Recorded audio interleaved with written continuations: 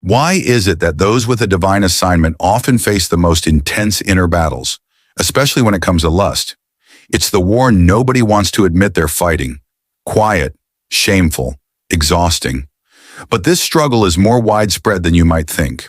And what's fueling it is deeper than desire. It's spiritual warfare.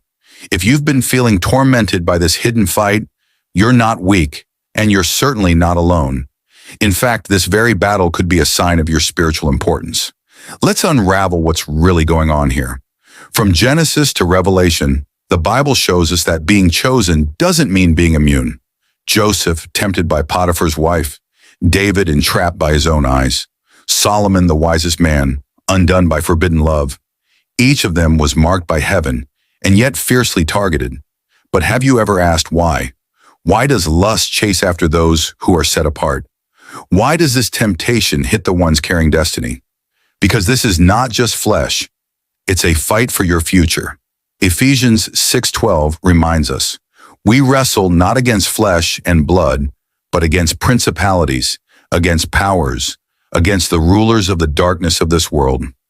Lust in the spiritual realm is a weapon, not just to bring you down, but to delay, detour, and, if possible, destroy your calling. So why is this war so intense for the chosen? Here are 5 raw and eye-opening reasons. Those with prophetic callings or deep spiritual awareness often carry a unique sensitivity to both heaven and hell. The more tuned you are to the Spirit, the more targeted you are by the counterfeit. Lust is the enemy's shortcut to dull your edge. It fogs clarity, it clogs discernment, it disconnects you from God's voice, and reconnects you to shame. Being set apart often feels like being alone. You see what others don't, you carry what others can't. But with that solitude comes silence. And in silence, the enemy whispers the loudest.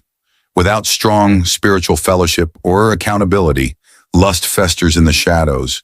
It becomes a secret battle with no reinforcements. If your life carries a generational impact, don't be surprised by generational attacks. The enemy doesn't waste energy, he invests it. And he invests heavily in those whose obedience can shift nations, families, or even one soul. Lust becomes a constant distraction to keep your hands busy, so your purpose stays paused.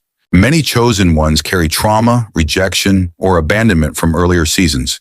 These emotional scars, when unhealed, leave the soul longing. Lust doesn't always appear as desire. It often masquerades as comfort, validation, or emotional rescue. But it's a counterfeit intimacy that only deepens the wound. Spiritual gifting does not eliminate human weakness. In fact, it magnifies the need for deeper discipline. You can cast out demons and still fall in the dark when your private life is neglected. Without intentional prayer, fasting, and renewal of the mind, lust creeps in through the cracks of complacency. The truth is, many chosen vessels are fighting this war behind closed doors. But freedom is not only possible, it's promised. The keys: healing, accountability, consistent intimacy with God. Lust thrives in silence. It dies in surrender.